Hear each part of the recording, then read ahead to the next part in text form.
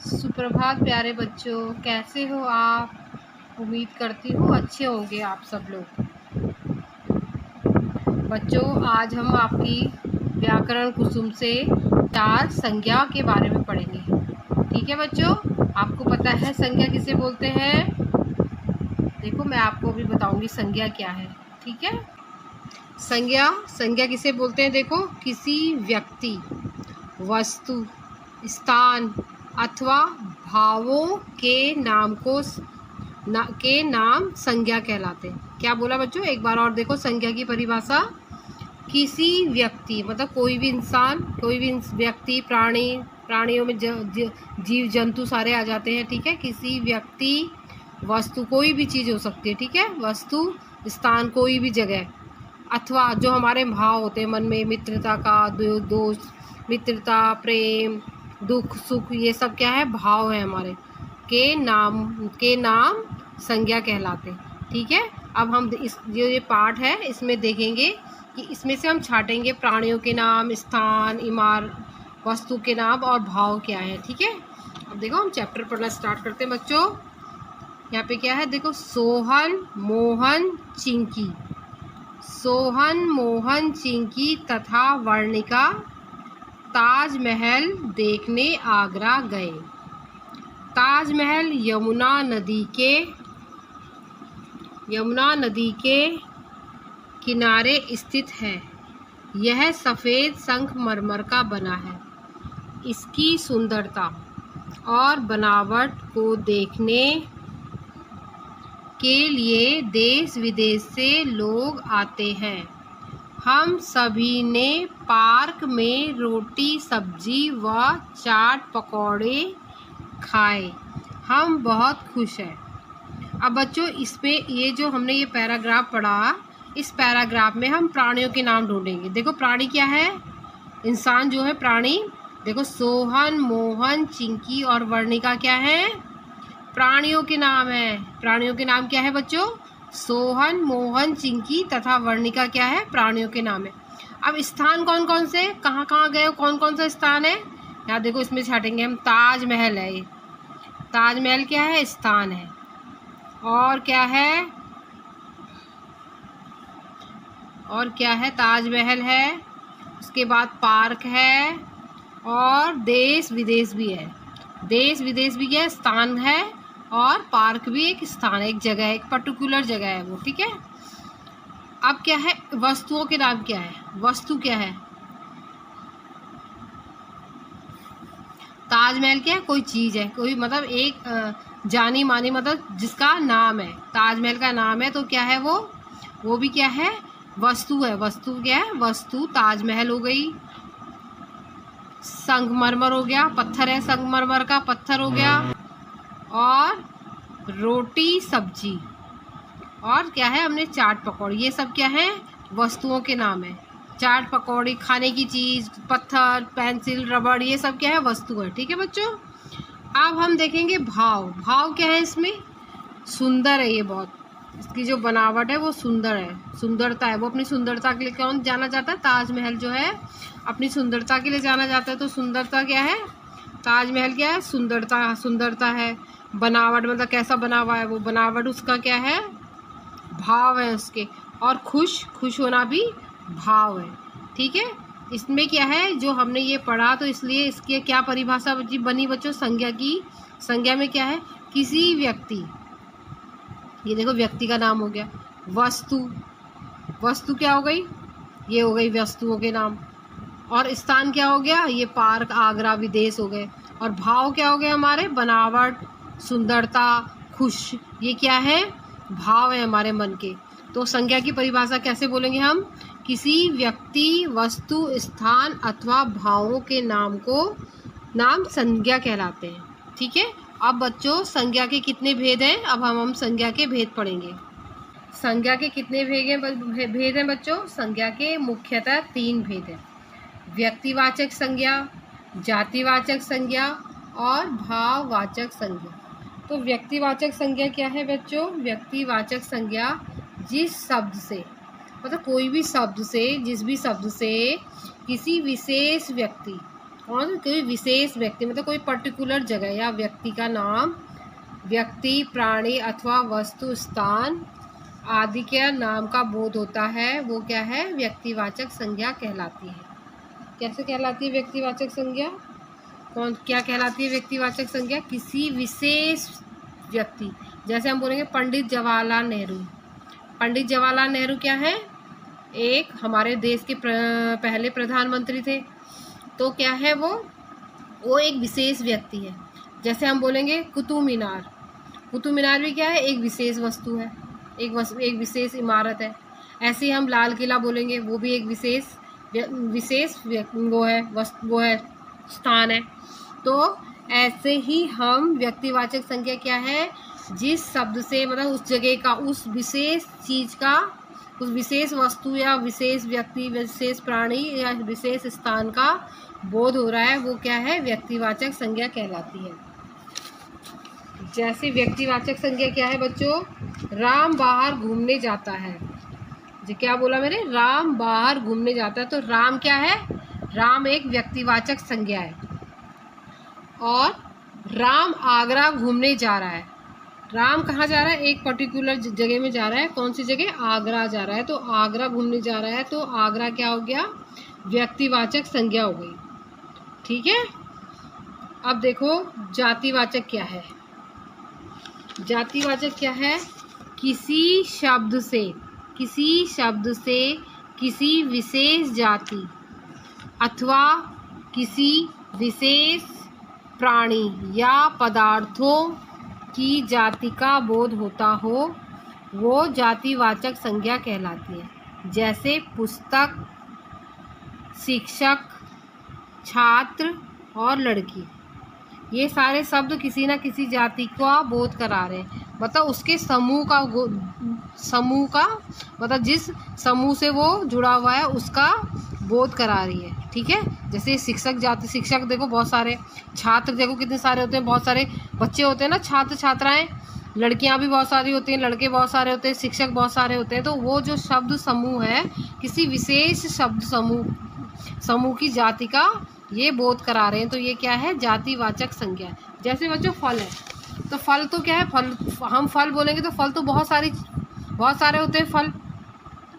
और हम बोलेंगे आम, तो आम तो एक पर्टिकुलर हो गया, तो वो व्यक्तिवाचक हो गया, क्योंकि हम एक विशेष आम के बारे में बात करें। और फल तो फलों का समूह हो गया, बहुत सारे फल आते हैं, फलों के समूह में तो आम, अनार, सेब, संतरे सब आ गए। तो ये क्या है? ये जातिवाचक संज्ञा का बोध करा रहा है फल। और यदि हम आम बोलेंगे तो ये व्यक्तिवाचक संज्ञा का बोध कराएगा। ठीक है। अब आगे देखो बच्चों, जातिवाचक संज्ञा का एक और उदाहरण देती हूँ मैं आपको। सीता फल खाती है। सीता फल खाती है तो क्या हुआ? सीता तो संज्ञा है, और फल खाती है, वो कौन सी संज्ञा दोहरा रही है? फल में तो बहुत सारा शब्द समूह हो गया ना, फलों का समूह हो गया, तो क्या हो गया? ये जातिवाचक संज्ञा हो गई। ठीक है। और सीता आम खाती है, तो मैंने वही बोला, वो व्यक्तिवाचक संज्ञा का उदाहरण है। जो मैंने अभी आपको बताया वो जातिवाचक संज्ञा का उदाहरण है। पूरी जाति का जो नाम है वो क्या कहलाता है? जैसे यदि हम किसी स्थान के बारे में बताती हूँ, जैसे या किसी नदी के बारे में बताती हूँ, तो ये सब क्या है? जातिवाचक संज्ञा का उदाहरण है। जैसे मैं बोलती हूँ किसी स्थान के बारे में बताती हूँ, जैसे उस स्थान में, बच्चों मैं जातिवाचक संज्ञा का एक और उदाहरण देती हूँ। जैसे मैं बोलूँगी कि मैं किसी स्थान पर जा रही हूँ, तो जो स्थान है वो क्या है? जातिवाचक। कोई सा भी स्थान हो सकता है, इतना बड़ा संसार है, उसमें कोई भी एक स्थान हो सकता है, तो वो किसका बोध करा रहा है? वो जातिवाचक संज्ञा का बोध करा है। जैसे मैं बोलूँगी उस प्रदेश में बहुत सारी नदियाँ बहती हैं, तो जो हम बहुत सारी नदियाँ हैं, तो मैं एक पर्टिकुलर नदी का नाम नहीं ले रही हूँ ना, बहुत सारी नदियाँ हैं, तो कोई सी भी नदी हो सकती है। तो वो भी क्या है? वो नदियों के समूह का जो नदियों, देखो मैंने बोला ना बहुत सारी नदियाँ बह रही है, तो नदियों के जो समूह है वो क्या है? जो किसी भी समूह का बोध कराता है वो क्या है? जातिवाचक संज्ञा है। तो नदियों का समूह क्या हो गया? एक जातिवाचक संज्ञा के रूप में हो गया। अब यदि मैं ऐसे कहती कि वहाँ पर गंगा नदी बहती है, तो गंगा क्या हो गई? गंगा नदी क्या है? व्यक्तिवाचक संज्ञा का उदाहरण है। जैसे मैं बोलती हूँ कि मैं कलकत्ता जा रही हूँ, तो कलकत्ता भी क्या हो गया, एक व्यक्तिवाचक संज्ञा का उदाहरण हो गया। जातिवाचक संज्ञा हम सिर्फ किसी भी शब्द समूह या किसी भी समूह के बारे में, जो भी उस समूह के से कोई संबंध रखता हो उसके बारे में हम बोलेंगे, तो वो एक जातिवाचक संज्ञा है। ठीक है बच्चों, और वो जातिवाचक संज्ञा का ही बोध कराता है। अब हम पढ़ेंगे भाववाचक संज्ञा। बच्चों अब हम क्या पढ़ रहे हैं, भाववाचक संज्ञा। भाववाचक संज्ञा क्या है, किसी प्राणी, वस्तु के गुण और दोष, किसी भी इंसान के या किसी प्राणी या किसी वस्तु के गुण व दोष या भाव, दशा, अवस्था, भाव, दशा और अवस्था का बोध कराने वाले शब्द भाववाचक संज्ञा कहलाते हैं। ठीक है, एक बार और देखो इसकी परिभाषा, किसी प्राणी, वस्तु के गुण दोष, मतलब किसी भी प्राणी के गुण दोष या भाव, दशा, अवस्था का बोध कराने वाले शब्द भाववाचक संज्ञा कहलाते हैं। जैसे बच्चों मैं बोलूँगी आज मौसम बहुत अच्छा है, सुंदर है, तो मौसम अच्छा है क्या, मेरे मन के ये भाव निकल रहे हैं कि मौसम तो बहुत अच्छा है।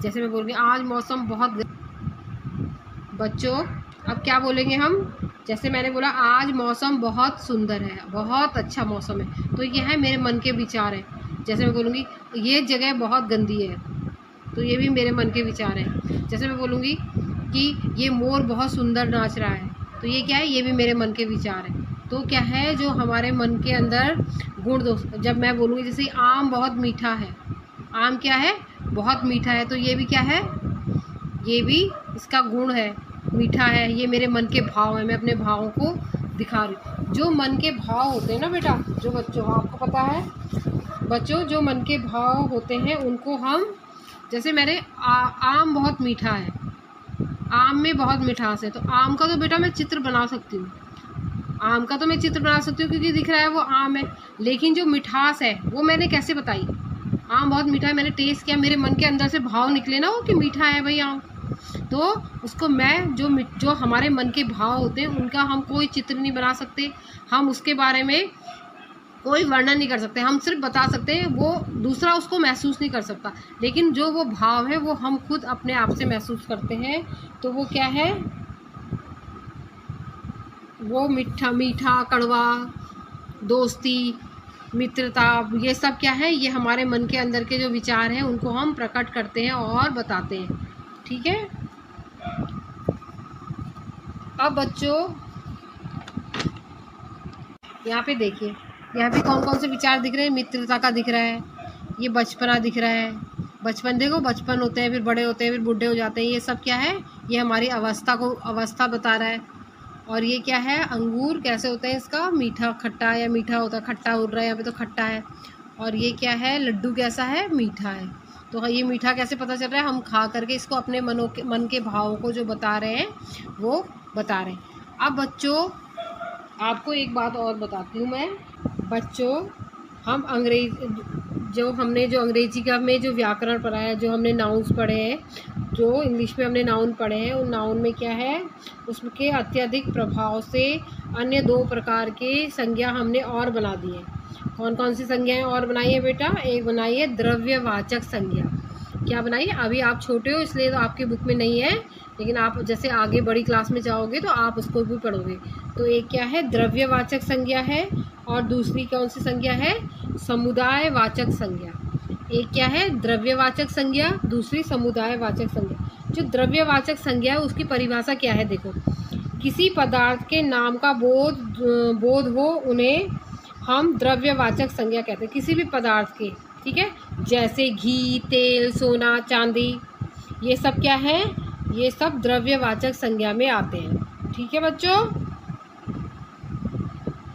जैसे किसी पदार्थ के होने का जो बोध होता है, जो हम किसी पदार्थ, जैसे घी है, तेल है, और सोना है, चांदी है, लोहा है, पत्थर है, ये सब क्या है, किसी वस्तु के नाम आ रहे हैं ना, इसमें पदार्थ का नाम आ रहा है, तो ये क्या है, पदार्थ का नाम क्या है, ये द्रव्यवाचक संज्ञा है। ठीक है। और समुदायवाचक कौन सी है, यदि हम किसी द्रव्यवाचक और समुदायवाचक संज्ञा को देखते हैं तो जातिवाचक संज्ञा के ही, यदि बच्चों हम द्रव्यवाचक संज्ञा और समुदायवाचक संज्ञा को देखते हैं तो ये क्या है, ये किसके भेद हैं, ये जातिवाचक संज्ञा के ही भेद हैं। ठीक है, ये उसी के उदाहरण हैं। लेकिन हमने इसको दो भागों में बांट दिया गया है, एक द्रव्यवाचक में और एक समुदायवाचक में। ठीक है बच्चों, मैंने आपको देखो कितने बताए, 3 जो बताए, संज्ञा के कितने भेद है, 3 भेद है। व्यक्तिवाचक संज्ञा के बारे में मैं बताऊंगी। तो व्यक्तिवाचक संज्ञा में सिर्फ बच्चों किसी भी प्राणी का नाम आता है। देखो नाम में क्या है, देखो यहाँ पे बांट रखा है ना, Mohan, Geeta, Sita, Ram, Lakshman, Jawaharlal Nehru, Taj Mahal, Nehru park, lotus temple, Dev park, Kamla market, Bharat, चीन, बांग्लादेश, श्रीलंका, ईरान, इराक आदि। ये क्या है, ये व्यक्तिवाचक संज्ञा में आते हैं। व्यक्तिवाचक संज्ञा क्या है, किसी भी वस्तु के नाम को व्यक्तिवाचक संज्ञा है। हम नाम का, किसी भी स्थान का या किसी प्राणी का, किसी भी जगह का नाम, जो नाम है वो क्या है, व्यक्तिवाचक संज्ञा है। अब जातिवाचक संज्ञा क्या है, किसी भी शब्द समूह, किसी का भी समूह या झुंड, वो क्या है, जातिवाचक संज्ञा है। किसी भी समुदाय का जो भी बोध कराता है वो जातिवाचक है। देखो भाई, नेता, शिक्षक, शिशु, माँ, मित्र, बूढ़ा, बंधु, देव, सेवक, शत्रु, मनुष्य, स्त्री, पुरुष, पक्षी, नारी, कुत्ता, बकरी, ऊंट, नदी, पहाड़, पर्वत आदि क्या है, जातिवाचक संज्ञा। पहाड़, एक पहाड़ तो नहीं होता ना, बहुत सारे पहाड़ होते हैं। ऐसी एक बकरी नहीं होती, बहुत सारी बकरियां होती हैं। नदी भी एक नहीं होती है, बहुत सारी नदियां होती हैं। तो ये सब क्या है, इसके समूह का, जो मतलब बहुत सारे चीज़ों को एक साथ जोड़ करके जो समूह बनता है, उसका बोध कौन कराता है, जातिवाचक संज्ञा कराती। भाववाचक क्या है, भाईचारा, मतलब आपस में भाइयों का प्रेम, नेतृत्व, शिक्षा, जो शिक्षा हम देते हैं, शैशव यानी कि छोटा सा बच्चा, शैशव अवस्था उसे बोलते हैं, मित्रता, बुढ़ापा, बंधुत्व, देवत्व, सेवा, शत्रु, मनुष्यता, स्त्रीत्व, स्त्रियों का बोध कराता है, पशुत्व मतलब पशुओं का बोध कराता है, नारीत्व, नारियों का बोध कराता है, बचपन मतलब छोटा बचपन, छोटे बच्चे, बचपन का जो बोध कराता है, युवा, सच्चाई, दुख सुख आदि। ये सब क्या है, भाववाचक संज्ञा के भेद है। तो भाववाचक संज्ञा क्या है, हमारे अंदर से जो भी हमारे मन में जो भाव आ रहे हैं, जो विचार आ रहे हैं, वो क्या है, भाववाचक संज्ञा है। अब चलो एक बार हमने जो भी इस पार्ट में पूरा पढ़ा है उसको दोबारा दोहराते हैं कि हमने क्या क्या पढ़ा। चलिए बच्चों आओ दोहराएं। क्या पढ़ा हमने, देखो हमने पढ़ा किसी व्यक्ति, वस्तु, स्थान अथवा भावों के नाम को संज्ञा कहते हैं। क्या बोला मैंने, संज्ञा की परिभाषा देखो, किसी व्यक्ति मतलब कोई भी व्यक्ति, वस्तु, स्थान अथवा भावों के नाम को क्या कहते हैं, संज्ञा कहलाते हैं। अब संज्ञा के कितने भेद बताए बच्चों, संज्ञा के 3 भेद बताए मैंने, व्यक्तिवाचक संज्ञा, जातिवाचक संज्ञा और भाववाचक संज्ञा। ठीक है, अब क्या पढ़ा हमने, और एक और बॉन्डेड लाइन, किसी शब्द से मतलब किसी भी शब्द से किसी विशेष व्यक्ति, प्राणी अथवा वस्तु, स्थान आदि के नामों का जो बोध हो उसे व्यक्तिवाचक संज्ञा कहते हैं, जैसे मोहन, गीता, ईरान आदि। ठीक है, जिस शब्द से किसी विशेष जाति, क्या देखो यहाँ पे तो क्या था, विशेष व्यक्ति प्राणी था, और यहाँ पे विशेष जाति अथवा किसी प्राणी या पदार्थ की जाति का बोध हो उसे जातिवाचक संज्ञा कहते हैं, जैसे भाई, कुम्हार, ऊंट आदि। अब क्या है, भाववाचक किसे बोलते हैं, देखो किसी वस्तु, किसी व्यक्ति, वस्तु के गुण दोष, मतलब किसी भी चीज़ के गुण और दोष, अच्छाई या बुराई। गुण दोष का क्या मतलब होता है, अच्छाई और बुराई, या उसके अंदर के जो भाव, या उसकी दशा की छोटा है, बड़ा है, मोटा है, पतला है, ये क्या है? दशा है।